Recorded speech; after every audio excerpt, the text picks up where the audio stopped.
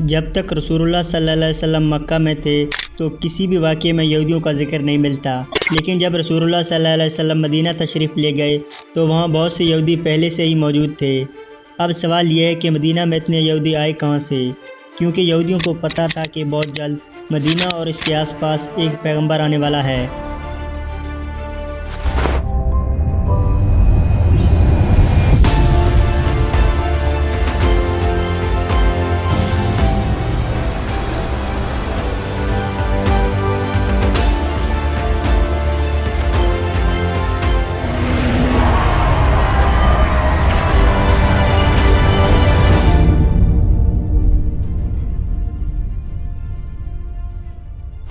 آج سے تقریباً 70 سال پہلے 3 عربی چرواہے فلسطین کے پہاڑوں میں گھوم رہے تھے کہ اچانک انہوں نے دور سے ایک پہاڑ میں ایک غار دیکھا۔ وہ اس غار کے اندر گئے اور انہوں نے دیکھا کہ اس غار میں صرف 2 جارز پڑے تھے۔ انہوں نے وہ جارز کھول کر دیکھے تو ان کے اندر کچھ پیپرز پڑی ہوئی تھی۔ انہوں نے بازار جا کر تھوڑے پیسوں میں ان کو بیچ دیا۔ وہاں سے یہ پیج کسی طرح امریکہ کے ایک سائنسدان کے ہاتھ لگے، جس کو جلد ہی پتہ چل گیا کہ یہ یہودیوں کی آسمانی کتاب تورات ہے، لیکن یہ کسی عجیب طریقے سے لکھی ہوئی تھی کہ آج کے زمانے کے سارے تورات سے مختلف تھی۔ تو اس سائنسدان جان سی ٹریگر نے ان پیج کو اس زمانے کے سب سے پرانے تورات جو 1800 سال پرانا تھا اس کے ساتھ اس کو ملایا، تو ان دونوں تورات کا انداز بالکل ایک جیسا تھا۔ جس کاغذ پر یہ تورات لکھی ہوئی تھی، اس سائنسدان نے اس کی کاربن ڈیٹنگ کروائی کہ زیادہ سے زیادہ یہ کتنے عرصے کا ہے، تو پتہ چلا کہ یہ کاغذ 2200 سال پرانا کاغذ ہے جس پر یہ تورات لکھی ہوئی ہے۔ اس کا مطلب ہے کہ تورات جو فلسطین کے غار میں ایک عام عربی چرواہے کو ملے تھے، یہ دنیا کے سب سے پرانے تورات میں سے ایک تھا، یہاں تک کہ حضرت عیسیٰ علیہ السلام کے آنے سے پہلے بھی پرانے کا دور آتا ہے۔ Copies of the Bible that are 1,000 years older than any previously known copy of the Bible. یہ مکمل تورات تو نہیں ہے، لیکن تورات کے بہت سارے پورشن اس میں موجود ہیں۔ ان سکرول کے شروع میں یہودیوں کے ایک پیغمبر آئزیہ کا ذکر ہے، جن کو عیسائی اور مسلمان ایک سچا پیغمبر مانتے ہیں، اور اس پیغمبر آئزیہ نے مستقبل کے کچھ پروفیسیز لکھی ہیں کہ آنے والے وقتوں میں دنیا میں کیا کیا ہونے والا ہے۔ پہلی پروفیسی یہ تھی کہ بخت نصر بابل کا بہت طاقتور بادشاہ جس نے ہزاروں سال پہلے یہودیوں کو بالکل تباہ کر دیا۔ اس تورات کی پہلی پروفیسی یہ ہے کہ ابھی تو بخت نصر ہم پر بہت ظلم کر رہا ہے، بہت جلد ایک شخص اس کی حکومت کو تباہ و برباد کر دے گا اور یہودیوں کو دوبارہ ان کے علاقے میں دوبارہ آباد کرے گا۔ یہ پروفیسی اس تورات سے 300 سال پہلے پوری ہو چکی ہے۔ سائرس جو ایران کا ایک طاقتور بادشاہ تھا، جس کو بہت سارے اسلامک اسکالر ذوالقرنین بھی سمجھتے ہیں، اس تورات کی دوسری پروفیسی کی وجہ سے یہودی مدینہ آئے۔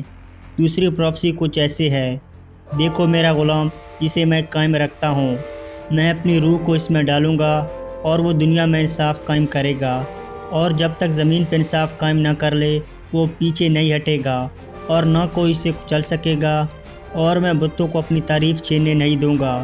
اور جن آبادیوں میں کیدار کے لوگ رہتے ہیں خوش ہو جائیں، سیلا کے لوگ پہاڑ پر چڑھ کر چیخ چیخ کر خوشی کے نعرے لگائیں۔ سب سے پہلے کہا گیا ہے کہ کیدار کے لوگ خوشیاں منائیں، تو اب سوال آتا ہے کہ یہ کیدار کون ہیں اور اب یہ کہاں ہیں؟ کیدار ابراہیم علیہ السلام کے بیٹے اسماعیل علیہ السلام کے دوسرے بیٹے کا نام ہے، اور اس کیدار کے بچوں نے عرب میں ایک بڑی سلطنت قائم کی، اور رسول اللہ صلی اللہ علیہ وسلم بھی اسماعیل علیہ السلام کے اس بیٹے کیدار کی نسل میں سے ہیں۔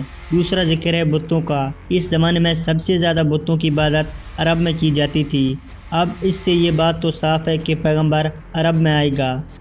حضرت عیسیٰ نے تورات میں دوسری پروفیسی کی تھی: پہاڑ پر چڑھ کر زور زور سے خوشی کے نعرے لگائیں۔ اب یہ سیلا عرب میں کہاں ہے؟ یہ پہاڑ آج بھی مدینہ میں موجود ہے۔ مسجد نبوی سے یہ پہاڑ صرف 500 میٹر دور ہے۔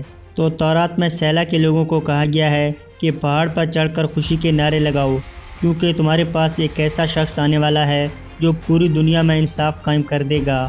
اور یہ سب کو تورات میں یہودیوں کو پہلے ہی بتا دیا گیا تھا۔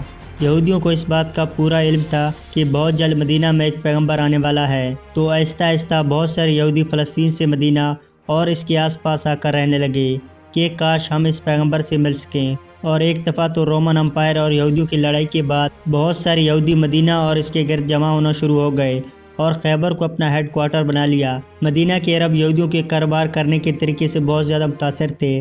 آہستہ آہستہ یہودی مدینہ میں بڑھنے لگے مدینہ کے عربیوں اور یہودیوں کے درمیان لڑائیاں ہونا شروع ہو گئیں اور یہودی ہمیشہ مدینہ کے عربیوں کو کہتے تھے کہ تم نے جو بھی کرنا ہے کر لو، لیکن جب ہمارا پیغمبر آئے گا تب ہم تم لوگوں کو نہیں چھوڑیں گے۔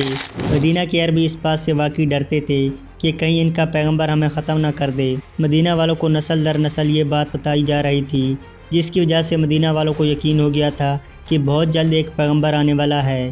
اس سب کے درمیان اچانک ایک دن مکہ سے ایک آدمی مدینہ آیا جس کا نام تھا مصعب بن عمیر، اور انہوں نے مدینہ کے لوگوں کو اسلام کی دعوت دی اور بتایا کہ مکہ میں ایک عربی پیغمبر آیا ہے جس کی بات کوئی بھی نہیں مانتا۔ یہ سن کر مدینہ والے حیران ہو گئے کہ ایک عربی بولنے والا پیغمبر ہو سکتا ہے، یا پھر یہ وہی پیغمبر ہے جس سے یہودی ہمیں بار بار ڈراتے رہتے ہیں۔ تو مدینہ والوں نے دنیا میں سب سے پہلے اسلام قبول کر لیا۔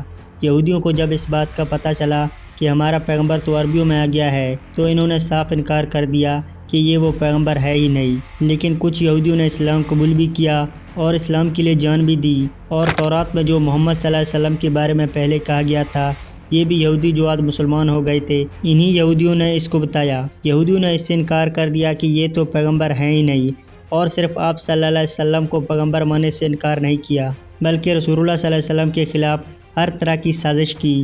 لیکن یہودیوں کی طاقت خیبر کی جنگ کے بعد عرب میں ختم کر دی گئی، اور وہ سارا مال جو یہودیوں نے 100 سالوں میں جمع کیا تھا سارا مسلمانوں کو مل گیا، اور مکہ والوں کو بھی پتہ چل گیا کہ خیبر کے بعد اگلی باری مکہ والوں کی ہے۔